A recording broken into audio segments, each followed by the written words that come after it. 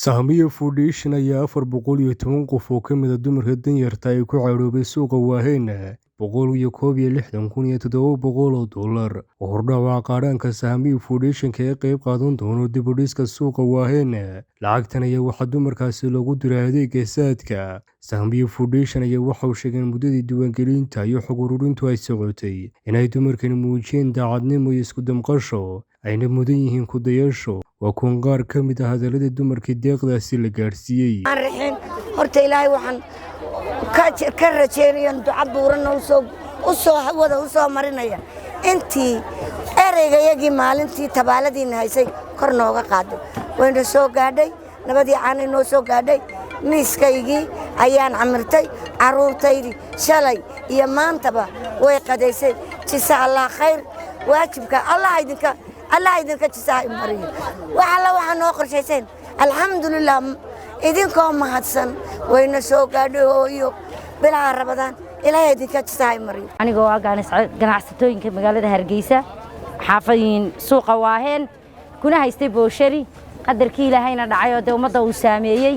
maantana ilaahay baa mahad leh aan iska fadhiyo intii aan dabka soo gaarin wixii walaalaha iga soo gaarayna xalay baa aan soo siistay wixii ilaahay ii qadaray maantana aan ganacsanayo hawshii halkii ka bilaabay ilaahay bay mahad u sugnaatay iyagana waan mahadnaqaya wallaahi hooyo ma koobi karay markaaba waan soo buuxiyay been ma sheego ma koobi karo wixii hadaan qalin iyo buug markii dhaq ku siinin wixii boonadii markii ay ma garan lahayn imikoon haya boonadiina alxamdulillah day ilaahay dabkii buu raaciyay laakiin ma sha Allah tabarakallah ilaahay bay mahad u sugnaatay alliina siiyay imikana ina siin doon iibkayga alxamdulillah rabbil caalamiin aad iyo aad u fiican waxyaabahan u baahnaa dhawaan soo iibsada xalay toole imika waa kaas oo taasi gabagabada ah sidoo maan ku wada insha Allah taala hooyo waxaan ahay Ruun Maxamed Xuseen baan ahay waxaan leeyahay insha Allah billahi kariin intii yarayd way soo gaadhay ay siiseen miiskina waan ku soo camirtay ilaahay subhanahu wa ta'ala waxaan idinku rajaynayaa khayr badan baan idin rajaynayaa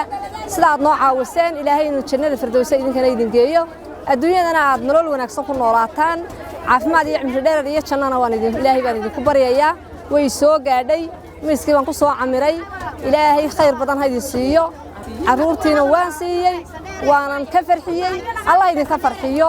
khayr badan baan idin rajaynayaa hooyo ma sha Allah way soo gaadhay dadkii Waaheen fadhiyay baan hada shuud yareystay masaakiinta iskaga dhex baqtiyay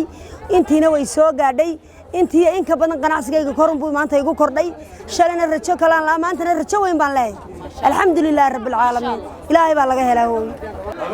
waxa weeyaan waxaanu nahay dadkii ku tabaaloobay suuqa Waaheen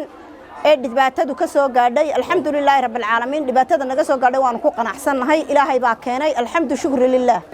wax fara badan bay naga caawinaysaa insha Allah bismillaahi kariin idinkana ilaahay ha idin caawiyo maanta ganacsigayga baan u soo noqday waan hor fadhiyaa alxamdulillah rabbil caalamiin kuwanaan soo iibsaday kanaan soo iibsaday intaba waan soo iibsaday alxamdu shukri lillah ilaahay baa mahad u sugan tahay idinkana Allah idin caawiyo ilaahay idinkiisa qaaraan xoogna ku soconaynin baa jiray oo islaantii caasho aan idin soo gudbiyay magaceeda ka mid tahay inanta maqani ka mid tahay alxamdulillah rabbil caalamiin hadana ilaahay subhanahu wa ta'ala ilaahay baa waxaan hooyo keena ilaahay baana qadaray ilaahay baana qoray alxamdu shukri lillah waanu ku qanacsanahay aad iyo aad baanu ilaahay ugu mahadnaqaynaa ugu qanacsan